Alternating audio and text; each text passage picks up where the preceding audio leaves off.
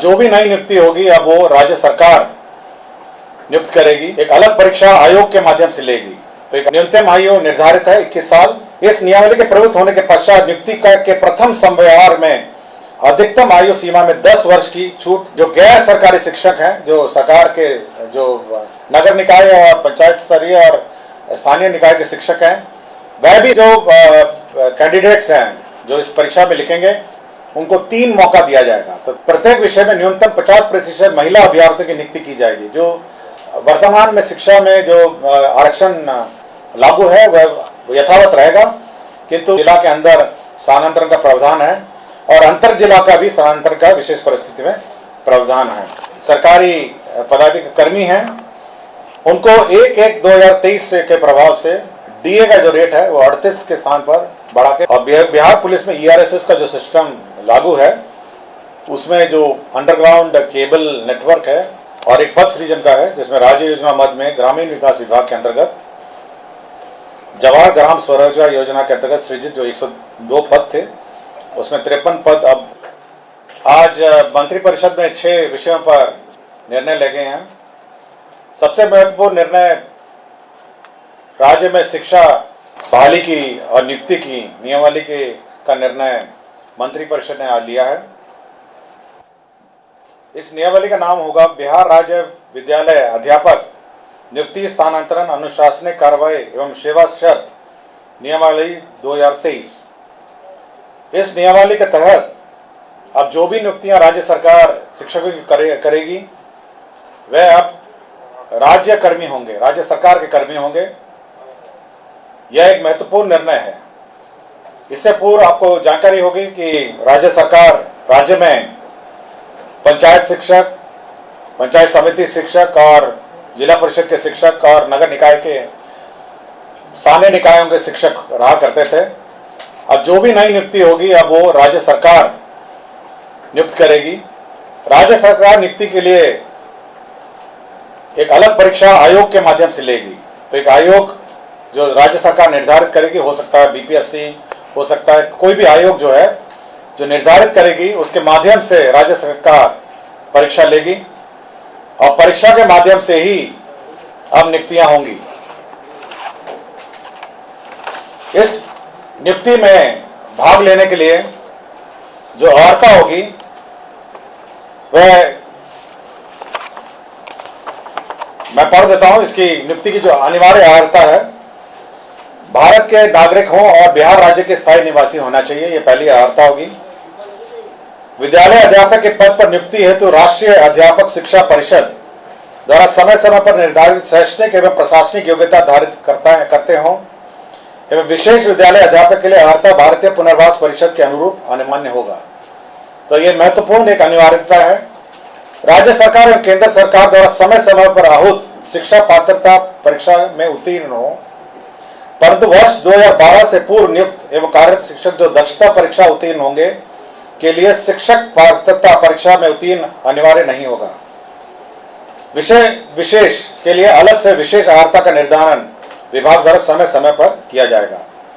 तो ये बिल्कुल स्पष्ट होगा कि पहले तो आपकी जो परीक्षा होगी, जो क्वालिफाइंग एग्जाम है, जो राज्य सरकार और केंद्र सरकार के लिए पहले ली जाती थी, उसके क्वालिफाई करने के बाद ही आप सरकार द्वारा जो कमीशन के माध्यम से परीक्षा होगी उसमें आप बैठ पाएंगे।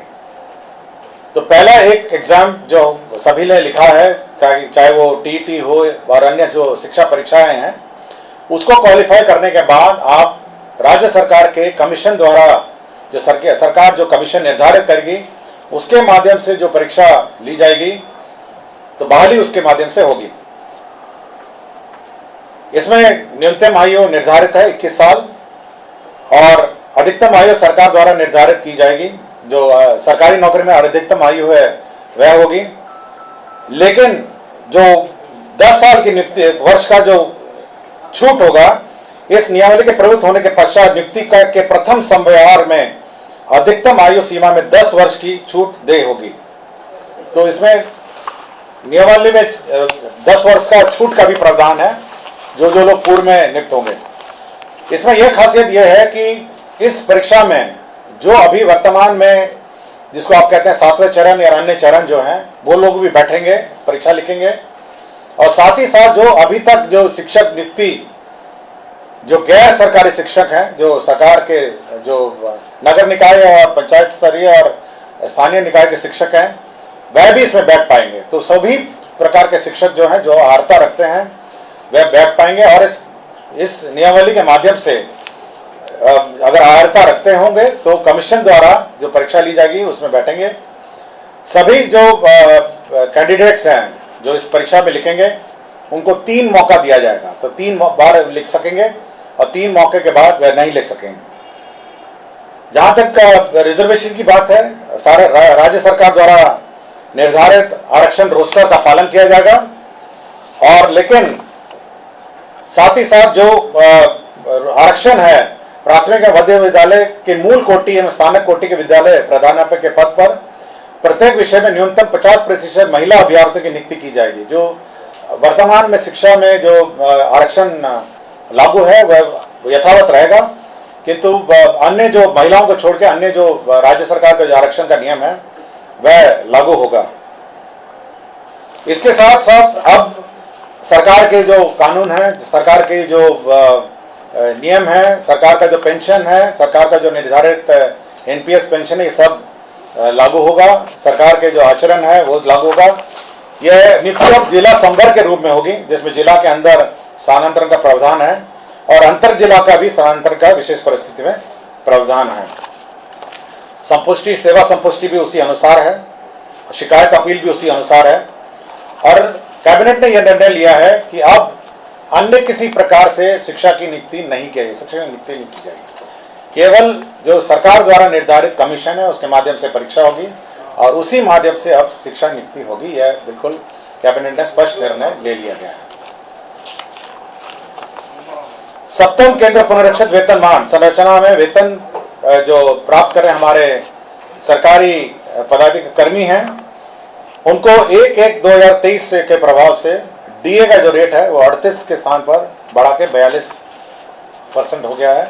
राज्य सरकार को इस बढ़ोतरी में 1690 करोड़ का अधिक व्यय होगा। तो 38 के स्थान पर अब 42% डीए होगा। राज्य सरकार ने अपना जो कंटिजेंसी फंड है उसको 350 करोड़ से बढ़ा के 10,000 करोड़ कर लिया गया है। आपको जानकारी होगी, समय समय पे हम लोग कंटिजेंसी फंड से निकासी करते हैं, तो अब ये लिमिट 10,000 करोड़ का होगा, जिसमें आधा प्रतिशत जो 50% होता है वो आपदा के लिए सुरक्षित रखा जाता है। पटना जिला अंतर्गत जो वाल्मीकि का परिसर है उसमें 6.5 एकड़ जो जमीन है वह वर्तमान में भारतीय कृषि अनुसंधान परिषद को आवंटित है। अब वो जो जमीन है वो बिपाड़ के एक्सपेंशन के लिए स्थानांतरित कर दी गई है और यह निर्णय लिया गया है। और बिहार पुलिस में ईआरएसएस का जो सिस्टम लागू है उसमें जो अंडरग्राउंड केबल नेटवर्क है उसमें जो शुल्क, राइट ऑफ वे शुल्क दिया जाता है ईआरएसएस पुलिस मुख्यालय और अन्य स्थान के लिए, ईआरएसएस के योजना के लिए, तो यह शुल्क, राइट ऑफ वे का शुल्क माफ हो गया है। और एक पद सृजन का है जिसमें राज्य योजना मद में ग्रामीण विकास विभाग के अंतर्गत जवाहर ग्राम स्वरोजगार योजना के अंतर्गत सृजित जो 102 पद थे उसमें 53 पद अब स्थापना में प्रतिबद्ध परमानेंट पद हो जाएंगे और 39 पद है उसको सरेंडर कर दिया गया। लाइव बिहार यूट्यूब पर सब्सक्राइब और फेसबुक पर लाइक जरूर करें।